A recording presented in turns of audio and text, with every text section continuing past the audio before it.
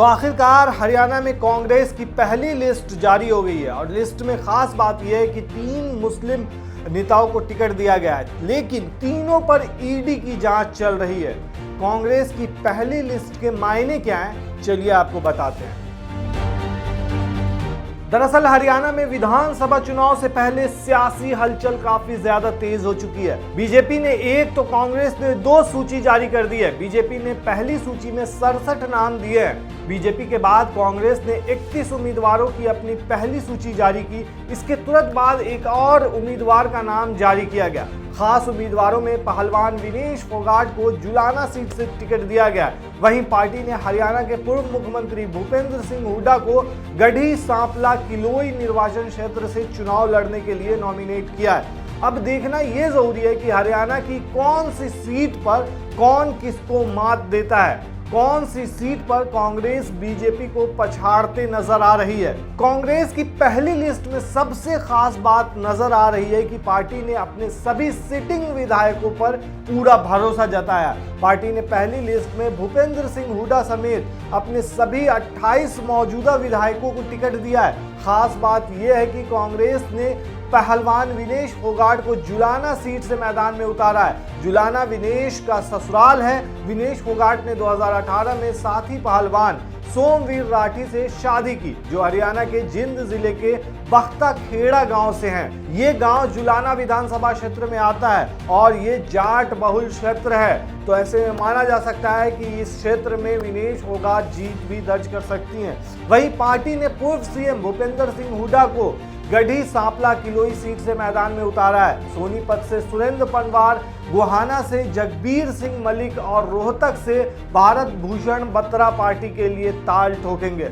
वहीं हरियाणा कांग्रेस प्रमुख उदय भान होडल सीट से विधानसभा चुनाव लड़ेंगे। लाडवा में कांग्रेस उम्मीदवार मेवा सिंह का मुकाबला हरियाणा के मुख्यमंत्री और बीजेपी नेता नायब सिंह सैनी से होगा। बादली सीट से कांग्रेस ने कुलदीप वाता, झज्जर जो एससी रिजर्व सीट है वहां से गीता भुक्कल, रेवाड़ी से चिरंजीव राव, नूह से आफ्ताब आलम और फरीदाबाद एनआईटी से नीरज शर्मा को मैदान में उतारा है। पहली लिस्ट में 31 उम्मीदवार के जारी होने के 1.5 घंटे के बाद एक और प्रत्याशी का नाम जारी किया गया था कांग्रेस की तरफ से। कांग्रेस ने इसराना यानी जो 80 लोकसभा सीट है वहां से बलबीर सिंह को अपना प्रत्याशी बनाया है।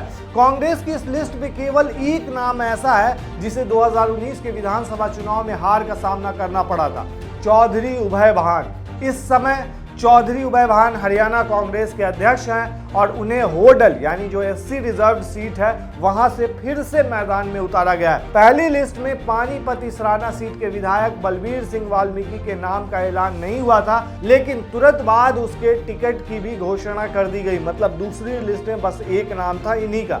कांग्रेस के 3 मौजूदा विधायकों पर ईडी की जांच चल रही है। वो तीनों मुस्लिम हैं, मामन खान, मोहम्मद इलियास और आफ्ताब अहमद। ये तीनों नूह जिले के 3 विधानसभा सीटों से पार्टी के विधायक हैं।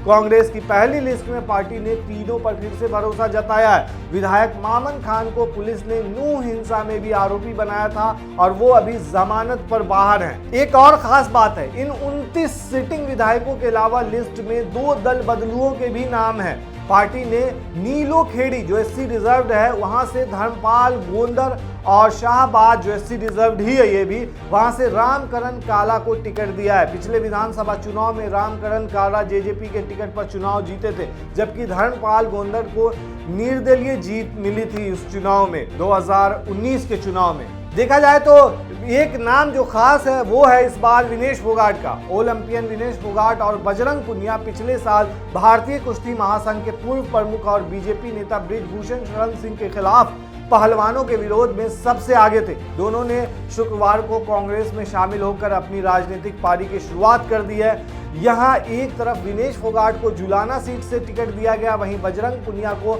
अखिल भारतीय किसान कांग्रेस का कार्यकारी अध्यक्ष बनाया गया है। अगर समुदाय के तमाम तबकों के प्रतिनिधित्व की बात करें तो कांग्रेस ने पहली लिस्ट में 5 महिला चेहरे को नॉमिनेट किया है। 9 चेहरे जाट समुदाय से हैं, 9 एससी समुदाय से हैं। इसके अलावा 7 ओबीसी उम्मीदवार हैं, जबकि 3 मुस्लिम, 2 ब्राह्मण उम्मीदवारों ने भी पहली लिस्ट में जगह बनाई है, जबकि एक पंजाबी और सिख समुदाय से आते हैं। ये ओवरऑल लिस्ट का जो है जो चेहरा है वो है। अब जो लिस्ट के मायने हैं कांग्रेस के वो समझते हैं। देखा जाए तो कांग्रेस की ये पहली लिस्ट है और एक को छोड़ दें तो सभी मौजूदा विधायकों के नाम इसमें शामिल हैं, तो उतनी खींचतान इस लिस्ट में नजर नहीं आ रही है जिस तरह से बीजेपी में देखने को मिला था। खास नजर कांग्रेस की दूसरी लिस्ट पर रखनी होगी जिसमें उन सीटों पर उम्मीदवारों का ऐलान किया जाएगा जिन पर कांग्रेस को 2019 में हार का सामना करना पड़ा था और कहीं कहीं छोटे मार्जिन से कोई नेता उनके हार गए थे। ऐसे में दिलचस्प हो जाएगा वो। बीजेपी की पहली लिस्ट जारी होने के बाद काफी सिर फुटअव्वल नजर आया था।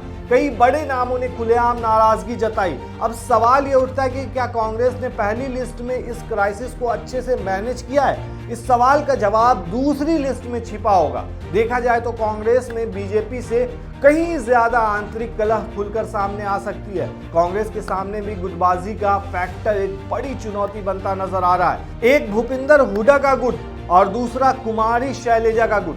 पहली लिस्ट में कांग्रेस सेफ गेम खेलती नजर आई है और केवल उन सीटों पर उम्मीदवारों की घोषणा की जिनके नाम तकरीबन तय माने जा रहे थे। इन 32 नामों में से 24 हुड्डा खेमे के हैं जबकि 4 सांसद कुमारी शैलजा खेमे के हैं। आपको बता दें कि 90 सीटों वाली हरियाणा विधानसभा के लिए 5 अक्टूबर को मतदान होगा और वोटों की जो गिनती है वो 8 अक्टूबर को होगी। तो आप क्या कहते हैं दोस्तों, इस लिस्ट के क्या मायने हैं? पहली लिस्ट में 31 नाम हैं, टोटल मिलाकर के 32 है। इसमें से कौन कौन जीत दर्ज कर पाएगा और क्या विनेश फोगाट जो है वो जुलाना से जीत दर्ज कर पाएंगी, मतलब अपने ससुराल से जीत पाएंगी या नहीं? हमें कमेंट में जरूर बताएं।